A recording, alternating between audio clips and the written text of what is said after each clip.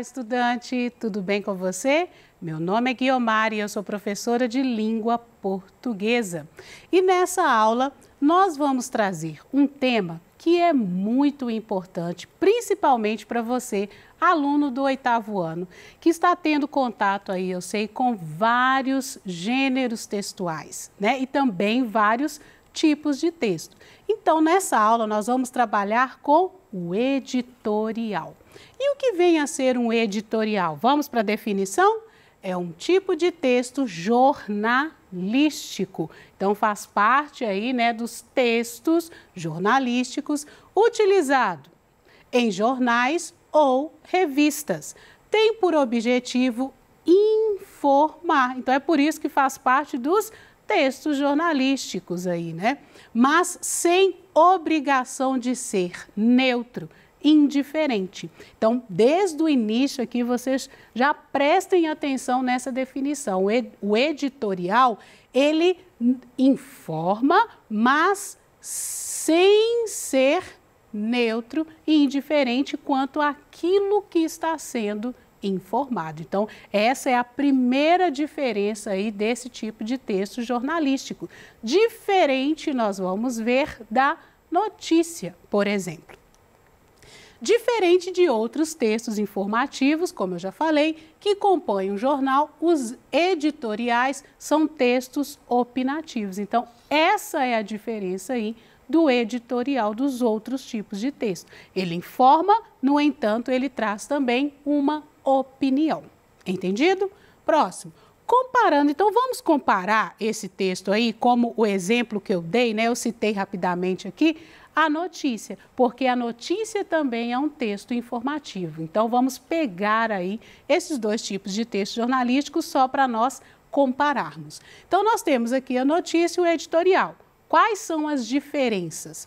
A notícia é um texto informativo? Beleza. O editorial também é um texto informativo. Agora, a diferença já começa. A notícia, ela é neutra. Quando traz, né, o jornal, ele traz uma notícia, não é explícito e também não aparece, porque não tem mesmo, a opinião e não tem esse compromisso também de opinar em relação àquela informação, em relação àquele fato, aquele acontecimento. Então, a notícia não traz uma opinião.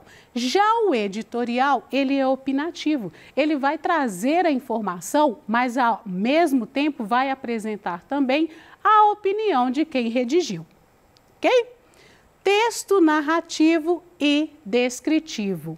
Vamos lá.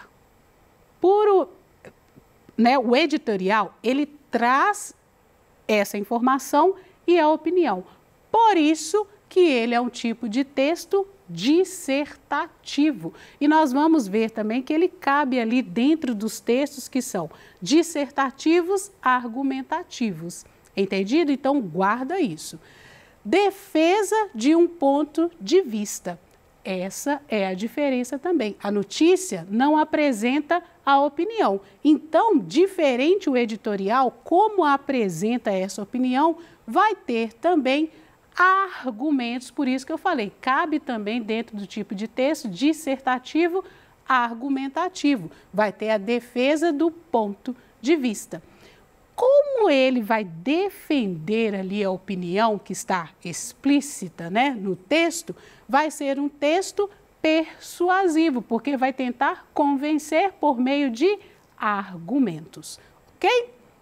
O editorial possui um fato e uma opinião, como eu falei, é um texto informativo, então traz ali o fato, o acontecimento e, ao mesmo tempo, a opinião. O fato informa o que aconteceu. Então, o fato é aquilo que aconteceu. Entendido? E a opinião transmite a interpretação do que aconteceu. Então, essa é a diferença do editorial. Vai trazer a informação e, ao mesmo tempo, a opinião diante daquilo que aconteceu. É a interpretação do fato. Ok? O editorial é um texto, então, dissertativo, pois desenvolve argumentos baseados em uma ideia central, que é o ponto de vista, a opinião.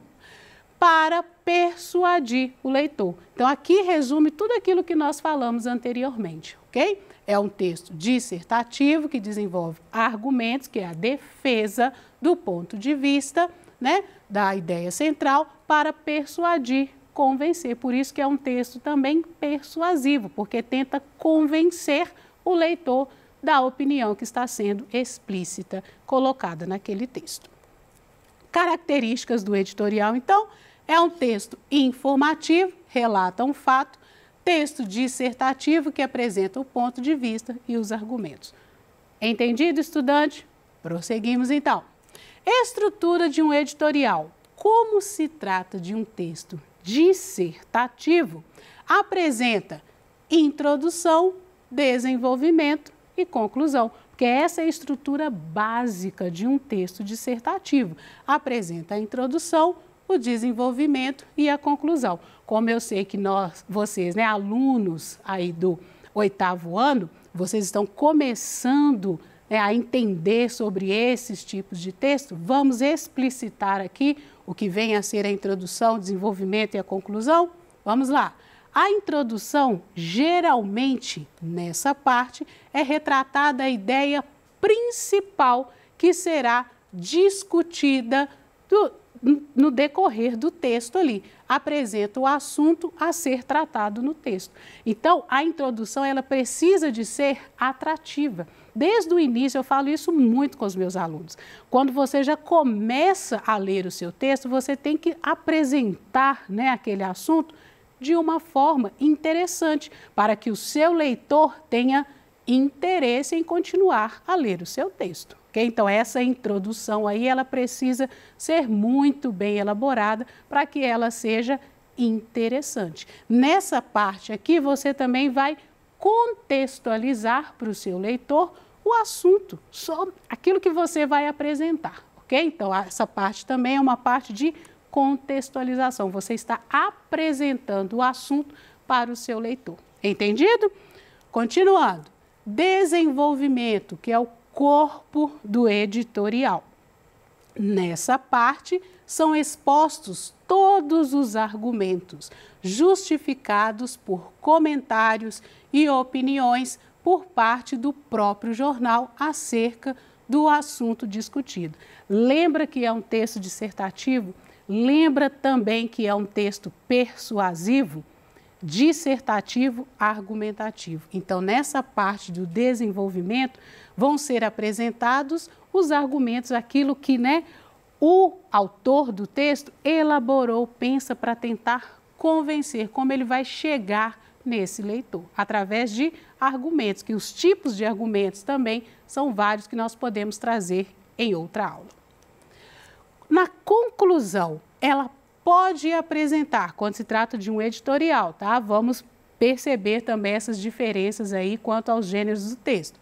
No editorial, pode apresentar uma síntese que reforça a ideia principal por meio de um resumo do que foi exposto ou uma proposta. Então, na conclusão, o autor do texto, ele pode fazer ali uma síntese, um resumo de tudo aquilo que ele trouxe, tudo aquilo que ele trabalhou enquanto argumentos, desenvolvimento do seu texto, ele pode resumir aqui nessa conclusão.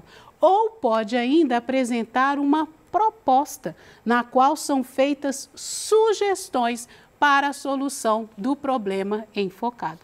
Então, como eu disse, esses gêneros de textos, né, e esses tipos de textos que nós estamos estudando aí, junto com vocês, são importantes porque, por meio deles, nós entendemos também a redação do Enem, que é um tipo de texto dissertativo argumentativo, porque eu sei que mesmo nessa etapa, no 8º ano, vocês também estão preocupados com isso. E eu concordo, certamente, porque nós temos que nos preparar ao longo da educação básica para essa prova aí, né, que é um exame tão importante que decide a vida de tantas pessoas, né, que tem a intenção de fazer uma universidade, uma faculdade, enfim. Então, vamos pensar já nesses tipos de textos, né, nesses gêneros de texto que traz aí também essas características, né, nesses gêneros de texto que trazem, desculpa, essas características aí da redação do Enem, ok? Então, só recapitulando, né, porque nós falamos muitas coisas aqui, na conclusão pode trazer um resumo ou uma solução. E por que eu falei na redação do Enem? Porque geralmente a redação do Enem, ao final do texto, na conclusão, pede que você apresente soluções, uma proposta. Ok? Então, de quem é a opinião exposta no editorial? É uma dúvida, professor, é um autor, é alguém, mas se está escrito, né, se é algo exposto numa revista ou no jornal, de quem que é essa opinião, né? Da própria empresa jornalística, é uma opinião do jornal, né, da revista ou websites, de um grupo de pessoas. Normalmente, um editorial também ele não é assinado. Por isso que traz a opinião, o ponto de vista, ali o que entende a empresa jornalística, seja jornal ou revista ou website, e tantos outros meios ali que podem também ter esse gênero textual, que é o editorial, ok? O ponto de vista pode ser da empresa, como eu falei, veículo de comunicação ou da redação, o editor, o colunista, ok? Mas lembrando que geralmente não vem assinado. Então, vamos analisar para nós entendermos, né, esse gênero de texto, vamos analisar um editorial? Vamos lá. O título está aqui, Exercício Consciente, já é um título bem chamativo, né? Uma das outras indagações e uma das outras preocupações também do aluno é quanto ao título. Também julgo importante, porque o título ele também precisa ser atrativo, ele precisa atrair o leitor, né? Então, eu falei da introdução, que a introdução precisa de ser também chamativa, mas o título, que é algo, né, também tão complicado de ser colocado no texto, também precisa de ser chamativo. Então, esse título aqui, ó, Exercício Consciente, que vem a ser, hein? Vamos lá? Reabertura das academias. Então, a gente já começa a ter uma ideia, né? Título atraente, isso se refere ao quê? Às academias de ginástica em Minas. É um editorial que foi publicado dia 22/8/2020.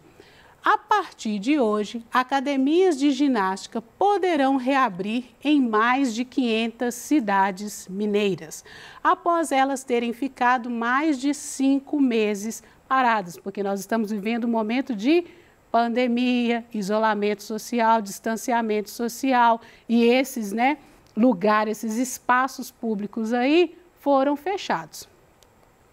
É um inegável sinal de avanço, tanto para a retomada da economia, quanto no desenvolvimento dos protocolos para a retomada das atividades cotidianas no Estado. Porque muitas pessoas também, né, questionaram a questão se abre ou não abre as academias, que também faz parte, né, da saúde, mas precisa ser colocados protocolos, cada um precisa de se cuidar ao explorar esses espaços, né? Ao estar nesses espaços, nós precisamos de tomar medidas. Um levantamento do Sebrae em 2014 mostrava que o Brasil se aproximava rapidamente dos Estados Unidos na liderança do número de academias de ginástica. E por que isso, né, professora? Bom, muitas pesquisas apontaram que a obesidade, antes que era algo, né, que perturbava os adultos, agora também era muito frequente crianças obesas. Então, essa preocupação em relação à obesidade, a questão da saúde, aí perdurou, né? Foi algo que foi muito divulgado no meio, entre a população, porque as pessoas começaram a se preocupar com esses casos. Então, as academias foram tomando espaços, as questões, lugares, né, que propunham aí resolver essas questões, cuidar da saúde, ganharam espaço também as academias de ginástica, se preocupando com a saúde da população. Então, essa efervescência aí das academias surgiu. Eram mais de 21 mil estabelecimentos com 2,8 milhões de alunos matriculados, muita gente, né? Minas Gerais ficava atrás só de São Paulo, com 2.200 academias, alcançando uma participação significativa no mercado fitness, que, incluindo produtos e acessórios, movimentou mais de 2 bilhões de dólares no ano passado. Então, muito dinheiro, né? As pessoas começaram a se preocupar realmente com a saúde, não é só questão estética, não, né? A retomada das atividades foi possível com o readequamento do setor dentro do Minas Consciente e principalmente a formatação de protocolos sanitários. Eles determinam uma pessoa a cada 10 metros quadrados, limpeza permanente dos equipamentos, fechamento periódico para higienização, aferição de temperatura e disponibilização de álcool em gel. Mas a existência das medidas não é suficiente se os frequentadores não compartilharem a responsabilidade de colocá-las em prática. Os jovens, parcela significativa do público das academias, em geral são pacientes assintomáticos e têm apresentado taxas de contágio maiores no período de flexibilização no país, justamente pela maior necessidade de sair de casa. Somente respeitando as medidas de distanciamento social e de prevenção será possível garantir que a reabertura das academias seja permanente e assim sejam garantidos tanto os ganhos para a economia quanto para a saúde integral da população. Percebam agora aqui por meio dessas questões. Qual é o fato assunto apresentado? Nós temos um fato, traz uma informação. E qual é? A reabertura das academias de ginástica em Minas Gerais, em cidades mineiras, como diz lá no editorial. Quais são os trechos que expressam opinião? Perceberam que durante a leitura há partes que traz ali a informação e outras que traz a opinião. A reabertura das academias é um sinal de avanço. É uma opinião? Sim, tanto para a retomada da economia quanto no desenvolvimento dos protocolos para a retomada das atividades. Outro trecho, mas a existência das medidas não é suficiente se os frequentadores não compartilharem a responsabilidade de colocá-las em prática. Então, aqui também é uma opinião. Agora, aponte um trecho que apresente um argumento. Por quê?